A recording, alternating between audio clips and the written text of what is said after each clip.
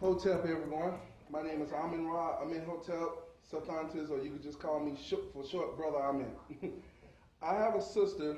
There's a sister here today bringing forth the mother energy before I come on representing the masculine. She's going to be dealing with, I guess you could say, a different way of approach to the knowledge of the spirit. And I've talked to her, and it's very deep. I'm still dealing with it in my mind right now, you know. But I would like to introduce to all of you Sister Ruth Cisse and her, I guess you could say, lecture or seminar is dealing with introduction to the spirit. So let's give her some energy. Let her get started. Turn this over to the mother. Thank you, brother. Today, I would like to share with you some information which has come my way over the years during the journey of my spirit. And this information has helped me a lot, and hopefully I will be able to share it with you today, and it will help you to have a better understanding or to a validation of your knowledge of exactly what is spirit. Spirit is used as a terminology, to describe things that are usually on a very high plane, and it has a lot of definitions and a lot of wings out there in terms of what spirit is.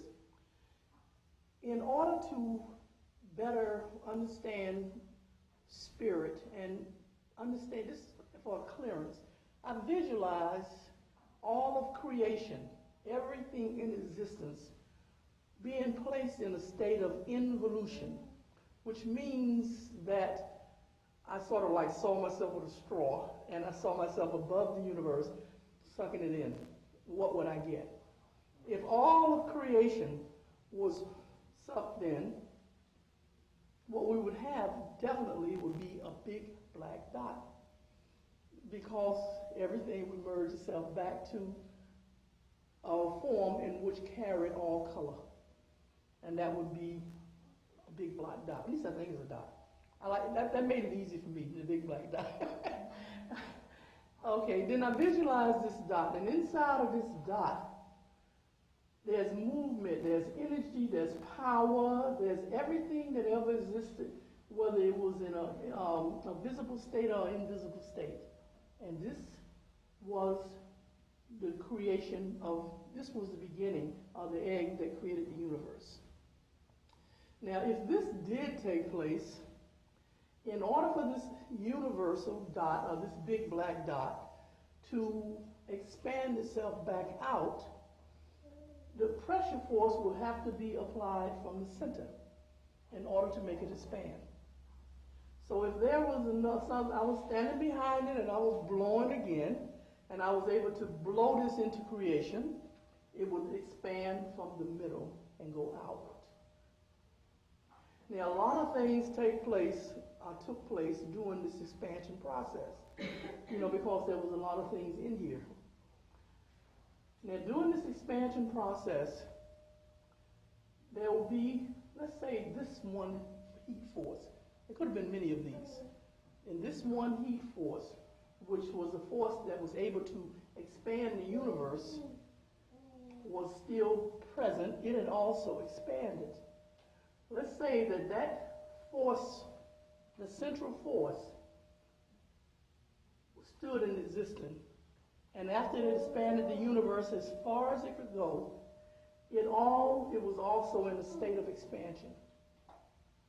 And let's say after it expanded the outer core as far as it could go, in its desire to expand, continue to expansion, it pushed itself out from its central core, it was a center, and it pushed itself out from what it was, from the elements which were around it. This unit would have had to have been extremely hot and extremely strong and extremely powerful.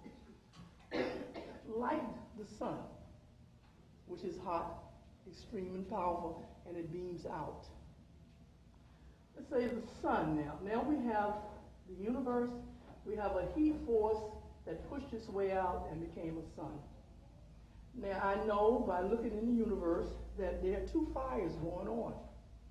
There's one fire there that is the sun.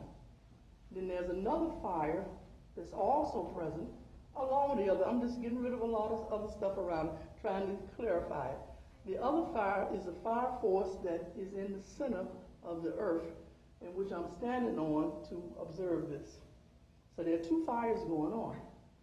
So since the sun seems to be in harmony with the universe, and there's a fire here and a fire here, let's say the center force of the sun, when it's in its expanding, expelled out its core. And in bringing out of its core, it created the fire that became the center of the earth. Now, a physicist or someone who's heavy in science, which I'm not, could tell you that if this did take place, this would bring about a clearing and the creations of the elements. This movement of the center of the sun, removing this core and placing itself in the universe. The core then would be here, and the expansion would have taken place as far as it could go. The elements that took place because of all this movement outward that had been carried from here to here to here to here would have been the elements in which we see and we can find and acknowledge because we have validation through science that they are there. The elements would be, the first one in which you come in contact with is air. Everybody comes in contact with, water, would be water. Because we are on a solid mass, which is the earth, and the element in which we come in contact with first, the natural element, is the water. The next element we physically come in contact with on a daily basis is air. And we physically are able to see the results of the other element, which is the sun. So from this force of energy, from the sun to release its core, the elements of fire, air, and water were produced. In the movement, this will take a physicist to validate it. I'm not a physicist, and I want to make it simple. The energy here, the fire energy, plus the ether, the unseen, and this combination would cause a gaseous explosion. And if you took science classes, they probably told you there were gases around, the sun. So we're looking now to find the same gases that would be around the fire. Okay, so now you have two things going on, two units. You have a fire source here, and you have a fire source in the center of the earth. This fire source here is beaming down like the sun does every day on the earth, and this energy in the earth, the fire source there, is beaming toward the center of the earth, which can be validated by the existence of volcanoes, hot mineral springs.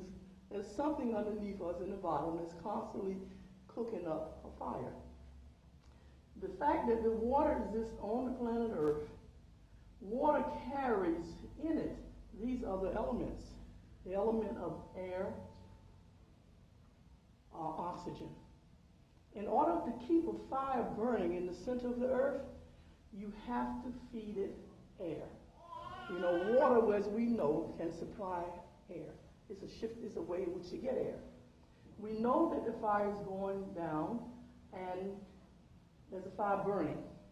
And so it has to be getting air. We know where the air comes in at, but we can find it in volcanoes and other crevices and structures in which we can visibly see on the crust of the earth. But right now, let's forget that the crust of the earth is there. We just have this gaseous ball of fire here and have the fire here, and these two energies are beaming down to meet each other. Now, when this takes place, because of this formation, we have what was classified as the Ice Age. In reality, the Ice Age was a time in which the fire in the center of the earth was covered with ice. We also know at this point in time that the ice covered unit with the fire inside rotated around the sun as it always has and never changes. We haven't seen or noticed a change in that yet. Okay, if this took place where this unit of ice-covered fire was taking place, there was activity that was taking place in here because these elements are now inside of this unit. The cooking of these elements together created what became the crustation of the earth. All of the earth's crustation, everything that is matter, is made up of these elements. So we can look at that and analyze it and see and find out. So we know that that's all real. So let's say this ball of ice, which is rotating around the sun for a series of years, and the sun is doing a penetration on this ball of ice. As this ball of ice is rotating around the sun, you're going to get a meltdown. The meltdown leaves is taking place in this part here, in the central course here. On the top, we have the North Pole and we have the South Pole, which is still covered with ice. This looks like an eaten apple from rotating around the sun. You know, it's the meltdown process, you know. At a certain point, since the fire here was dealing with the fire from the middle, you have what takes place simply by looking at pottery or ceramics. You know, if any of you have ever taken a pottery class, seen a potter, you know, he takes the earth and he throws it on a wheel and he expands it, and then he lets the moisture dry out, you know, which is, we have here the sun drying out the moisture, you know, and then when that process is complete, the additional moisture has to be taken from it. So then you have your plate, and the plate goes into the kiln, and you have external heat that's from the kiln, reminiscent of the heat from the sun, and you close it down, and there's energy that comes in from all sides in that kiln to, you know, to create the plate, to make it hard. In that plate, what you have going on here, inside of that kiln, you have the heat source, which is right here in the middle. Because any potter who knows that's ever thrown a plate realizes that if you close that kiln down too early, you know, and the moisture can't get out, the first thing that's going to crack on that piece of pottery is the center. And the cracking of the center, you can destroy your pottery by, you know, breaking it apart. So when you do pottery, you leave the kiln door open so the moisture can come out as the heat gradually surrounds it and penetrates the center force. Once it penetrates the center force, the majority of the moisture is out. This heat source works its way out toward the edge in order to make that clay, which consists of all the elements, hard. Now, what you have here is validation of this process with a type of pottery, a clay plate that's called porcelain. In order to get porcelain, you have to heat it to the highest temperature. What makes porcelain is that it's the highest heat absorbing combination of the elements. The outer portion, which is here, if this were a plate, would be a plate that was heated for a smaller portion of time. And because it had not absorbed as much energy, this is called earthenware. You know, the red clay, earthenware? That's what makes the difference between pottery, and what makes the difference between porcelain. This is how the potters know this. This is all in some book somewhere on pottery. You know? So this same process is taking place here in the sky. Okay? So let's assume now that this is taking place here, the plate is being formed, and the layers are being created, and the heat from here is moving out and meeting the heat from here. Now, at some given point, if this unit, which is the cooking that's taking place on the inside and receiving heat from here, and the moisture is breaking down, what you're going to have is a meeting of the heat. which is going to cause an explosion. Let's say the explosion took place. And in the process of the explosion took place, pieces were blown from the planet. Let's say one of these pieces was the moon. It didn't go too far, so it stayed close. This was a dance. With the sun moving in and seducing the planet Earth, what you would have here then is the sun, which is a source of energy, which is the positive in it and the negative. Now the reason we know that is because electricity, we know about electricity. When electricity is containerized, it has two units to it. One is positive and one is negative. Electricity, when you trace its origin back, comes from the sun. Then you place it in a situation that's neutral. When you plug in an outlet from the wall, especially if you have a three-prong plug, you have one positive prong, one negative, and one neutral, which is called the grounding prong. You electricians know about that. So that's what you have here. You have the energy which has been validated through technology to contain, from the sun, to contain the positive elements and the negative. And in order to make it work, it has to be placed into a unit which is nothing or negative. The unit of heat from the earth was a neutral state until it was penetrated by the heat from the sun. When this took place, it's like what I like to call the Immaculate Conception, but instead of taking place on the ground, it took place in the universe. The earth rotated around the sun until the sun was able to penetrate it. And in this penetration process, a part of it was blown out. That could have been your Big Bang situation there. That I don't know. But it definitely penetrated the crust of the earth. This would definitely classify as an Immaculate Conception. Okay? Now, what happened after the Immaculate Conception? Now, we have the sun here, and we have the earth core here.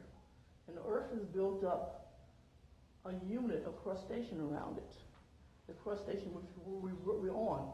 When the sun meets with this unit has nothing in it, but the sun carries with it the positive and the negative. This unit takes place here and encases itself in the neutral unit, and you have the formation of life. The same as with conception.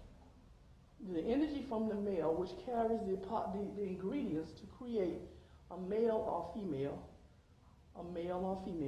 which symbolized there, right, is impregnated into an egg, which is a neutral unit, and with that, life is conceived. So what takes place during this conception? There was a master plan already in order. So when this master conception took place with this Immaculate Conception, it was definitely immaculate, nothing but spirit energy. Touching.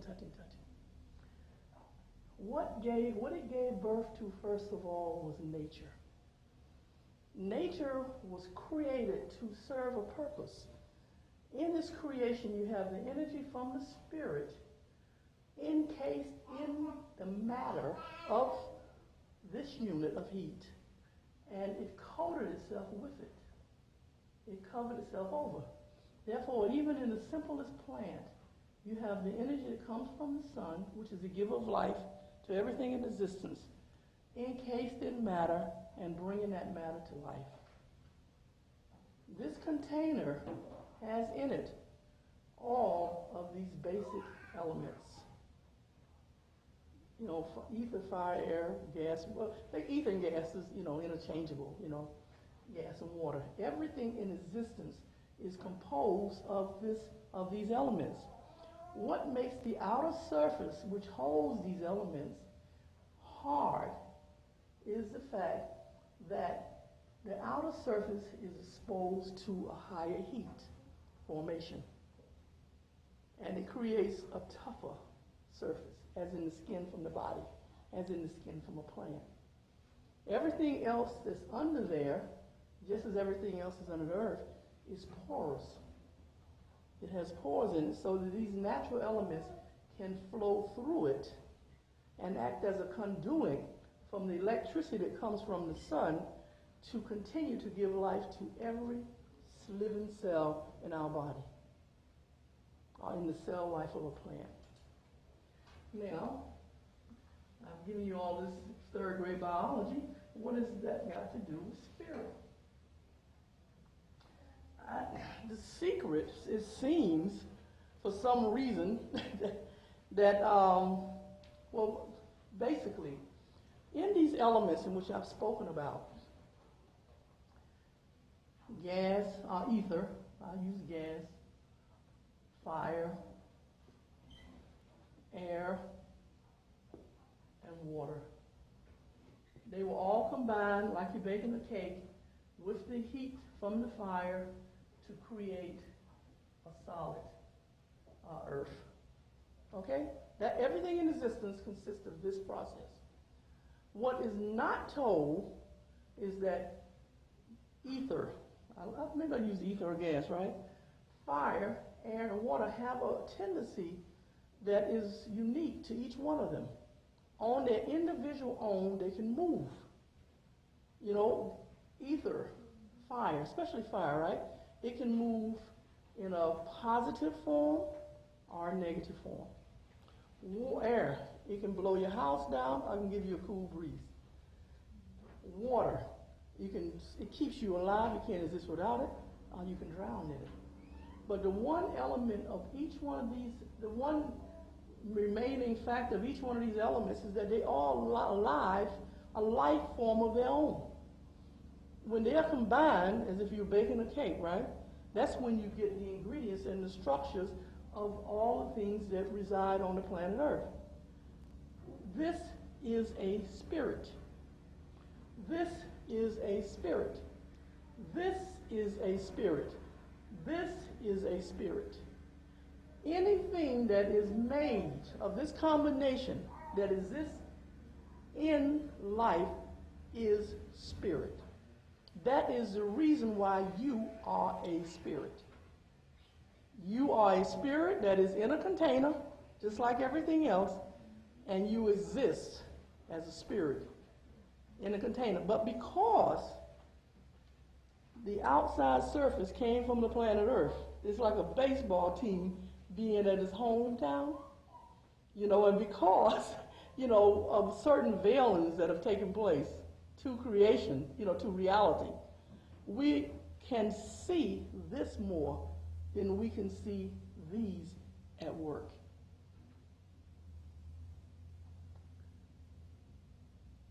If a person is sick and their pump or their sun source, decides it's not going to act right, what is the first thing they do to it? They apply electricity to it, which is fire. Fire, the sun creates fire. When it's translated into technology, fire becomes electricity. Simple as that. In order for technology to have been created, the scientists had to have a knowledge of spirit. Anything that you find that has been invented, that moves, has the same type of structure as the creation that took place when the sun touched the planet Earth and encased itself as spirit into the spiritual ingredients that had been created by this fire that used to be the core of the sun into the Earth's surface. You with me? Okay. Now, I won't hold you too long. What took place when, upon the Immaculate Conception, the first thing that took place was the giving of birth. The first thing that came about as a result. Sorry, I lost my stuff. The first thing that gave place was nature. Let's say a tree. The tree came up, but the earth, it held on to the tree. It gave up the container for the spirit, to give it life, but it held on to it, its roots. Everything that was placed on the planet to give nourishment back to the earth, the earth said, "Oh, I'll release it to you, but I ain't release it all to you." So when this tree came, when it wanted to recreate itself through the same process, the traveling of energy, the positive, negative forces of energy, to meet the negative. I'm just using the negative. I could say the masculine unit to meet the feminine. It had to blow some leaves across the sky because the earth didn't give it up to travel, When this tree had finished its process, its cycle, it died back, and the earth reclaimed it and used it as fuel to continue the fire. That's why you find fossils under the earth, and then you find the fossils after a period of time have converted to coal. If you crack open the coal, you can see evidence of ancient life forms in it. It is the fuel for the fire in the center of the earth. Now, you have spirit releasing spirit and spirit giving back spirit in order for spirit to exist. Then, out of the formation of the watery area, we have the coming of man, or the humanoid. I don't know which one came first, but in creation, I believe that it was the male then the female, but that's up there. Here we have the creation of the male and the female unit, which is the same as the sun, because he carries with him the components to create the female and the male. And she carries with her the neutral area to create, in which to incubate, the masculine and female energies. Pick and choose which one side, makes the race to come through, and this way. So you have the masculine, feminine energies that were carried by, spiritual energies that were carried by the male, and you have her. In effect, this female, which came from the sun source, is the womb of this man.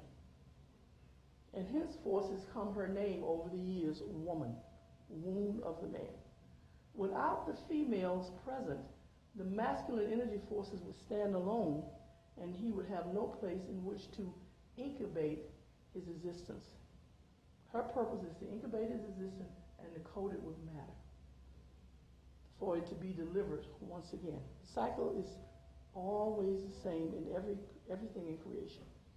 Once it was set up, it was a masterminded cycle, and it never had to be altered or recreated.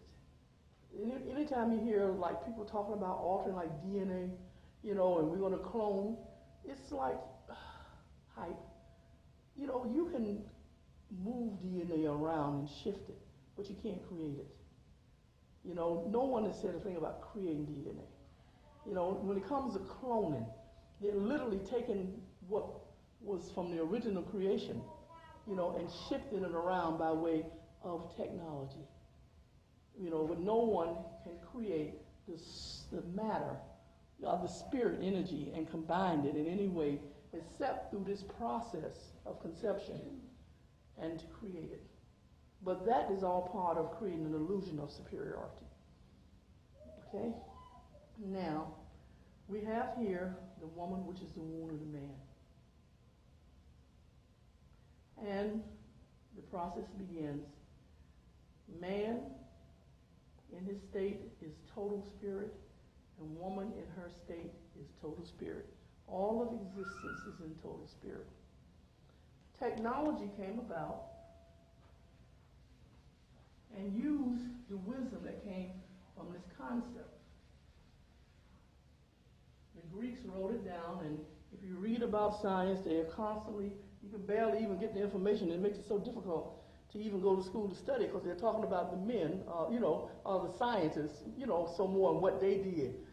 That is like a marketing of racist supremacy in its own way. If you read any book, you barely get through the fact because they're so busy telling you who did it. You know, and like that penetrates your mind also. Okay, so where was I at now?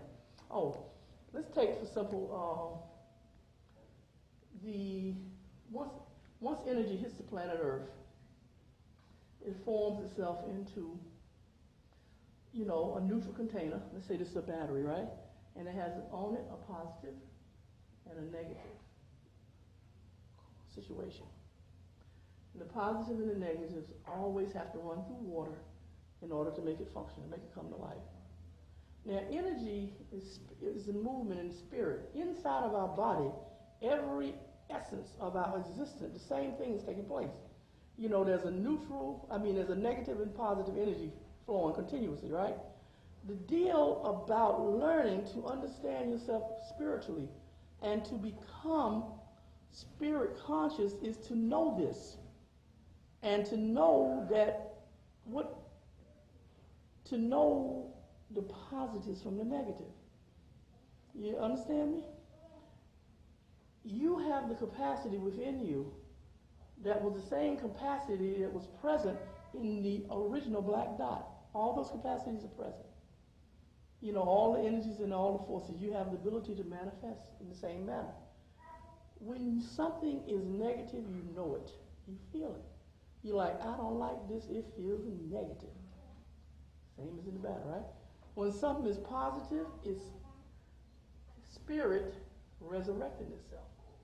You know, I feel good, this is positive, right? And you know it. Therefore, when you walk through life in your journey of the spirit on the earthly plane, you have the consciousness already built in you to understand and to be your own God within yourself. You know, your own unit, your own black dot, you know, your own composed universe. You know, by just being able to listen and understand the spirit that runs within you. Then the deal then is how to react. Because all energy, all of these units are present in your body, and they're present in the state of negative or a state of positive. When man ascended from the spiritual plane and embedded himself with the body, you know, the matter covering, right?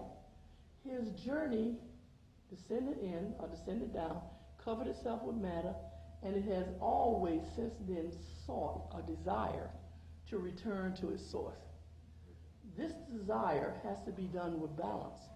Here we have the definition and the creation of the resurrection, the cross. In order to do this, your ascension is down, the energy comes from the sun, it's in your body.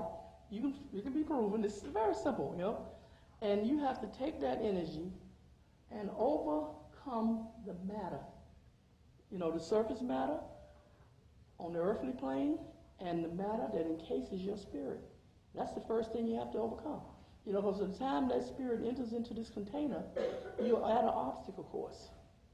You know, from the time you move out into the other unit, to your destiny, you know, on your destiny trail, you have to adjust. The reason for the introduction, the reason for the incubation in the womb is for the spirit to adjust itself to the matter that surrounds it and to prepare itself for the journey. Thank you.